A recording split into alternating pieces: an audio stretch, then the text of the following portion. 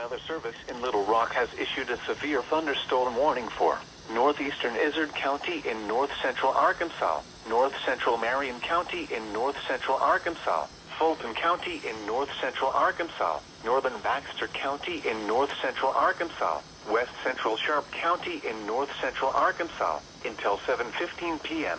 At 6:24 p.m., a severe thunderstorm was located near Arkawana, or 9 miles north of Mountain Home, moving east at 60 miles per hour. Hazard, 60 miles per hour wind gusts and quarter-size hail. Source, radar indicated. Impact, hail damage to vehicles is expected. Sighting, entries. Locations impacted include Mountain Home, Cherokee Village, Bull Shoals, Salem in Fulton County, Ash Flat, Horseshoe Bend, Mammoth Spring, Lakeview in Baxter County, Oxford, Viola, Franklin, Ballard, Arkawana, Bexar, Flint Springs, Sturkey, Byron, Diamond Bay, Ozark Regional Airport.